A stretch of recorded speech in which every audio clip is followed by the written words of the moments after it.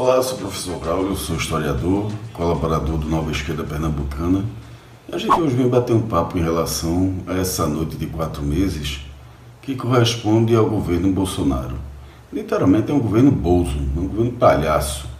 Só que a piada não tem graça, pois ela está sendo feita às custas dos nossos direitos.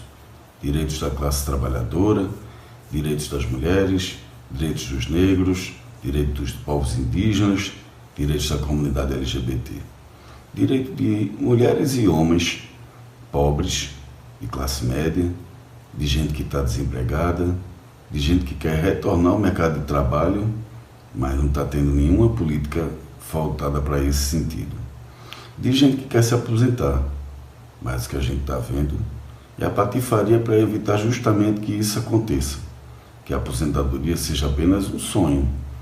E como muita gente não pensa que um dia vai ficar idoso e idosa, acaba não dando a relevância necessária. Além desse fato, o que o governo é especialista em fazer é criar fatos para manipular um novo debate. É uma goiabeira aqui, é um laranja ali, depois passa a goiabeira, passa o laranja. Vem um filho doido dizendo que é hétero porque mora com um primo, ninguém perguntou, não interessa a sexualidade dele. Mas aí ele bota isso. Depois vem o presidente falando em Golden Shower, em pleno carnaval, colocar um vídeo erótico no Twitter.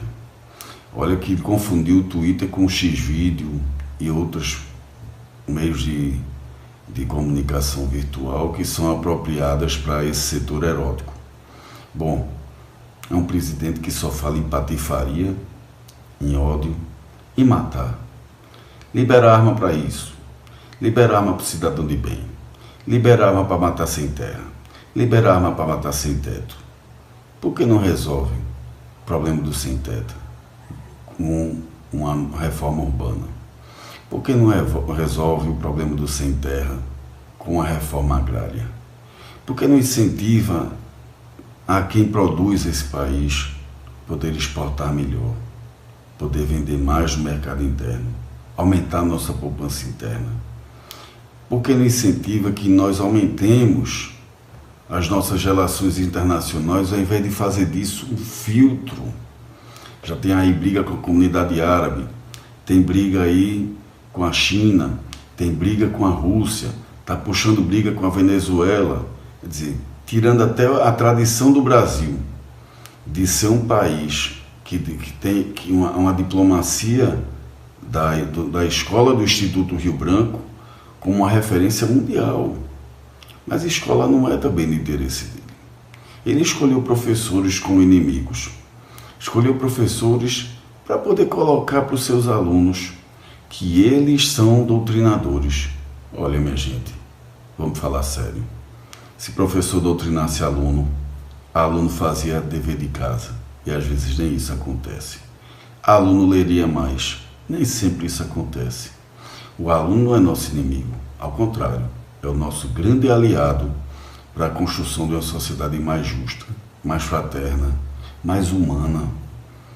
Ele coloca os artistas como se fossem arregueiros da Lei Rouanet, que agora ele está modificando, diminuindo o orçamento para financiamento de obras, para financiamento de espetáculos, e que se hoje, mesmo de modo muito tímido, parcela da população tem acesso a esses instrumentos, você imagine tirando 60 milhões e botando apenas 1 milhão para patrocínio de obras, eventos, né, que sejam artísticos, literários, científicos.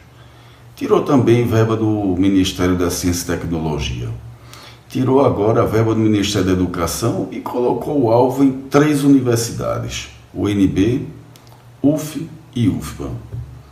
Não à toa, artistas, professores, cientistas, além de jornalistas, que ele escolhe a quem dá entrevista, são profissões que só trabalham decentemente numa sociedade efetivamente democrática.